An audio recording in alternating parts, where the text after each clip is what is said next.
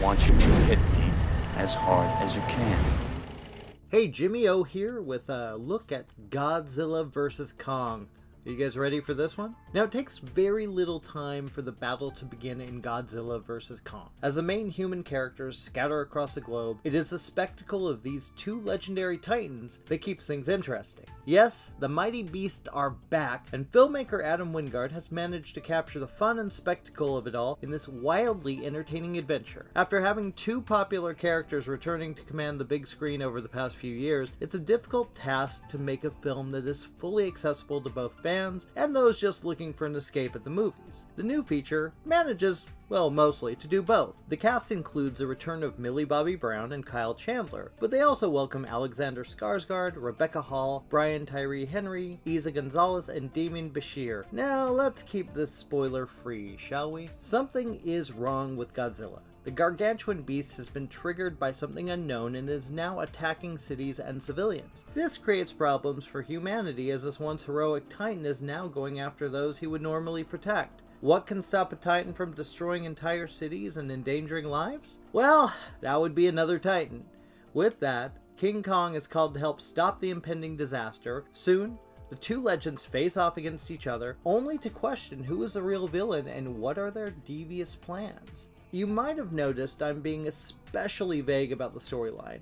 There's a good reason. Walking into this sci-fi action fantasy, you're pretty much aware of what you hope to see. The question of who will be victorious is certainly one that most will have going in. With that said, there are a couple of surprises as to why Godzilla is reacting the way he did after saving the world and becoming the king of the monsters. Yet the way it all plays out is slightly predictable. It won't take most viewers much time to figure out the direction of where things are heading, but even still, this aspect of the film is simply mild criticism. It's all worth the journey if the journey is well worth investing in. And this one, for the most part, it is. As simple as this premise may be, Godzilla vs. Kong is the best of the current iteration of the big screen monsters. The new feature gives fans exactly what they want. Wingard brings the thrilling action sequences to life in pulse-pounding ways. Whether it's a cargo ship at sea, or the neon-drenched streets of Tokyo, or a brand new location that I'd rather not divulge here because it's frankly a bit of a spoiler. Wingard effortlessly creates magic with the help of impressive visual effects, stunning creature design, and the exceptional use of color representing each titan. As well, at just under a 2-hour runtime, the film never overstays its welcome. It's a fast-paced creature feature that brings these two to life.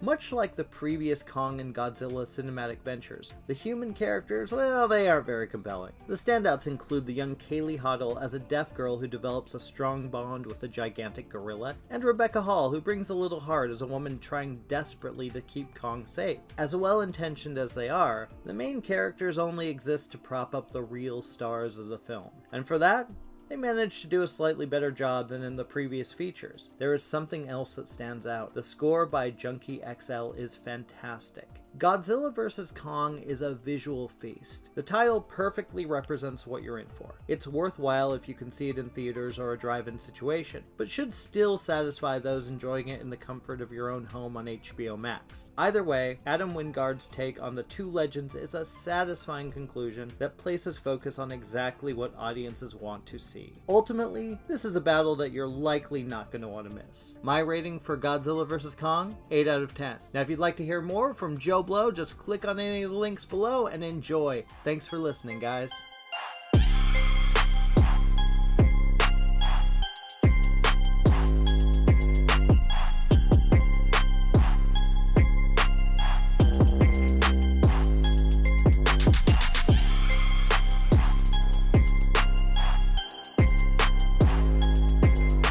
I guess my first question is, being a fan of the series, being a fan of Godzilla, was going into this, with that past, how did it play into actually doing the, creating this film? What is he talking about? You know what I mean? Because I pulled so much inspiration from so many of the other Godzilla films. I mean, to just write them off, I mean, that's exactly why the 1998 Godzilla didn't work, because it wasn't made by a real fan of the series. Because it's one thing to like the original movie, but that's not where it all ends. I mean, there's so much that's happened over the years with the character that, and there's so many different variations on that, And so for me, like a lot of these movies, I have to confess I hadn't seen since I was a kid, but they were a big part of growing up. Like, because these were the movies that were always on TV during the daytime, before I was in kindergarten. And so that was one of my main experiences with Godzilla. And so what I did when I was getting hired on to do this film is I went back and I rewatched all the Godzilla films in chronological order because I wanted to have that experience, and I wanted to have, as an adult, a full understanding of the evolution of the series all the way from the original to Shin Godzilla.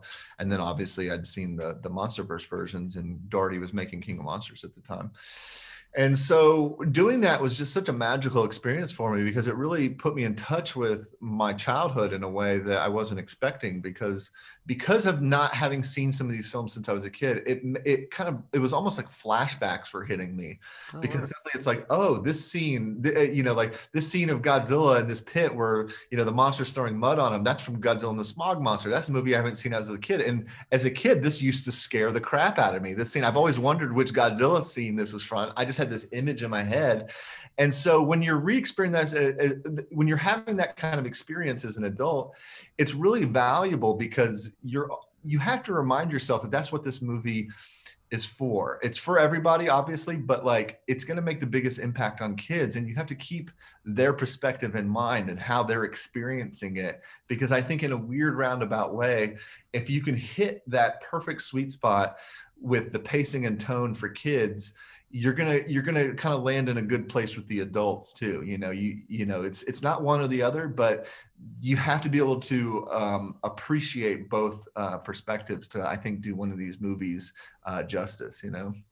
Yeah, I think it would be very difficult. I mean, especially if you have a favorite. I think there's a little bit of a, which one, Mm-hmm. And I know you have a favorite and you don't want to talk about that, which I think is really interesting. Yeah, well, it's like, having a favorite is one thing, and then knowing who you think should win the fight is another. You know what I mean? Like, and so I've always known, who I felt like would win if Godzilla and King Kong would match up, and that's never wavered since I was a kid. But I will say, I just love both of the characters so much that there's never a point where I was like, oh, I got to do a Godzilla scene, or, oh, I got to do a Kong scene. I just can't wait till I can go back to the other character. It's like, I had so much fun with both of them. But in terms of who I felt strongly would win, that's never wavered since second grade or so. I love that. No, one of the things I appreciate about this film is the fact that, I mean, it's just beautiful to look at. The color scheme you've got going on here is really inventive. And how did you guys come up with that? The look, the colors, that kind of style, which just blows off the screen. It's amazing. Thank you. Well, I mean, just look at the guest shirt you're wearing. I mean, like that shirt, it's different than what's in the film, but it's like they're inspired from the color palette of that movie. I mean, that's something that I've always loved, is like, neon soaked, colorful imagery. And, and that's something that's harder to achieve on really low budget things. But over the years, the more resources I have, the more I've been able to push my movies in that kind of direction. The Guest was sort of like the big turning point, for me. If you look at some of my earlier films, there's lots of color, but they're in this kind of more in a low budget way. Your Next is a bit more muted, but that's because that's the story that we were telling there. But, progressively over the years, I've been pushing towards more of a neon thing. And so whenever I was talking with Legendary about Godzilla versus Kong, the very first,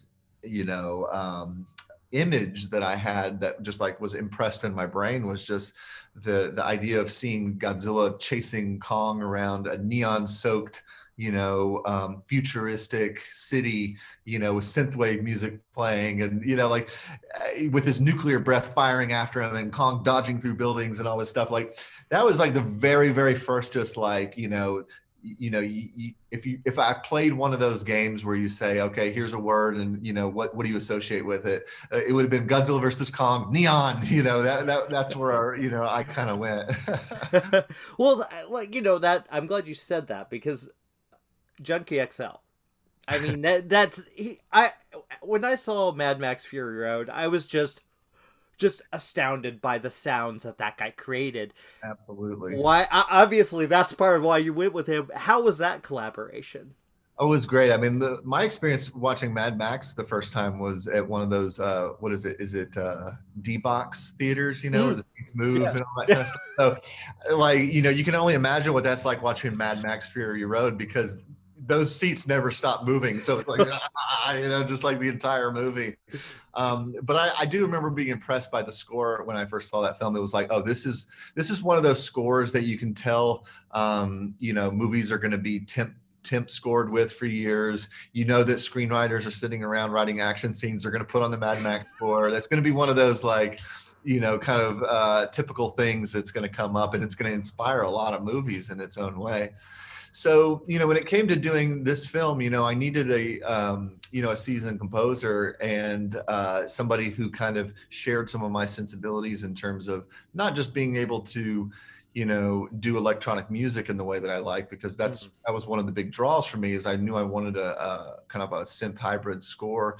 But I also need somebody who could handle that with the juxtaposition of big orchestral booming, kind of thematic score. And, he was able to kind of link into that sweet spot. And, and some of the Godzilla fans, they're a little critical just from the perspective that they love the Bear McCreary score with the original Ifukube, themes.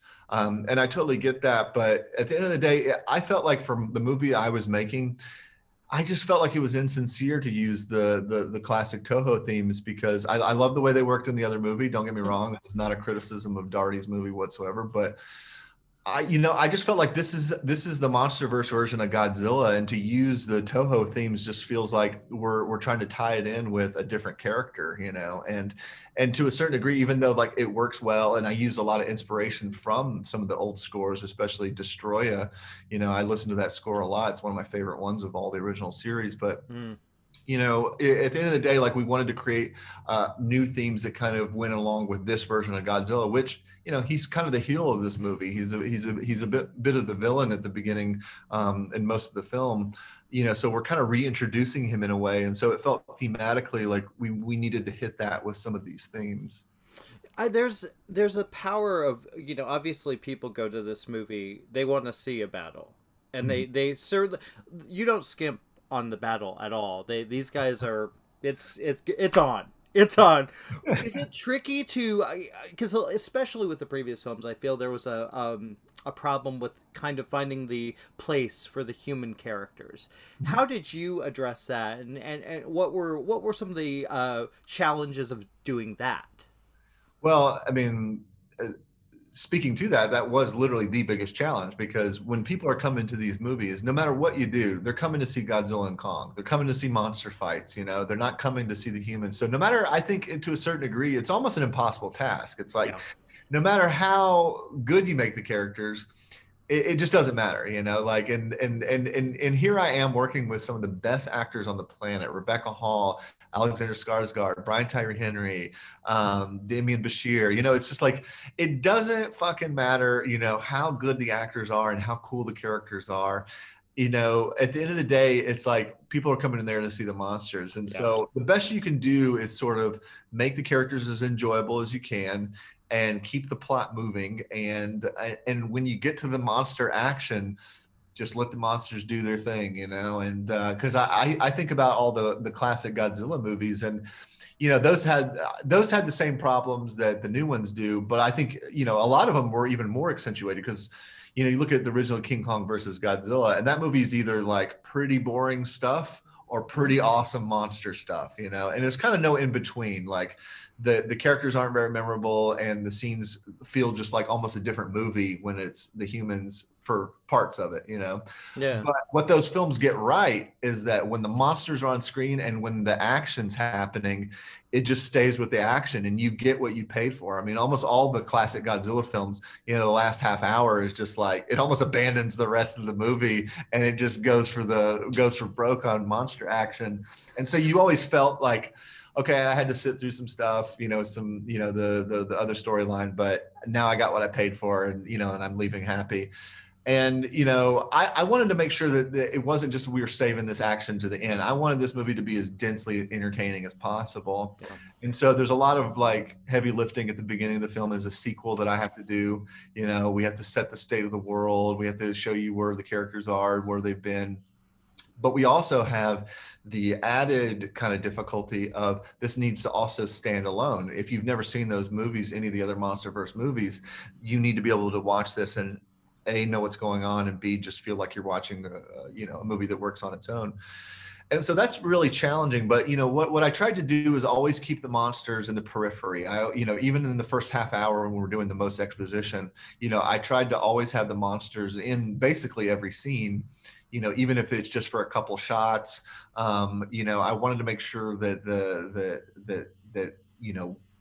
they were always nearby. And the movie tries, I think it sends a message right away, right? Mm-hmm. Because from the very get-go, we start with King Kong, and I remember like when I was doing our test screening for the film, I invited my friend Robert Kirkman, who he's the creator of Walking Dead and everything. And he was sitting right next to me when we were at the test screening, and the screening's about to start, the lights go out, and he kind of nudges me with his elbow, and he goes, "So how long do we have to wait till the monsters show up this time?" And then the very second shot of the film is of King Kong, and he just laughed out loud. And so what I think that does, though, is it sends a message to the audience that it's like, look, we're not going to make you wait. You've seen these monsters in other films. We're not going to pretend like we're reintroducing them to you. Here they are. This is the movie about the monsters, and let's hit the ground running.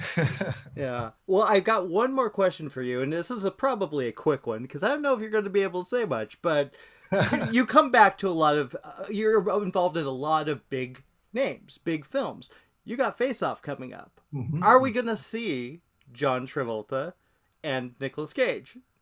Well, it's a bit early to say specifically there about that. But what I will say is that the Face Off story it's not about a surgery. You know what I mean? It's not about the operation of switching somebody's face. That's just part of it. You know what I mean? That's what makes it kind of fun.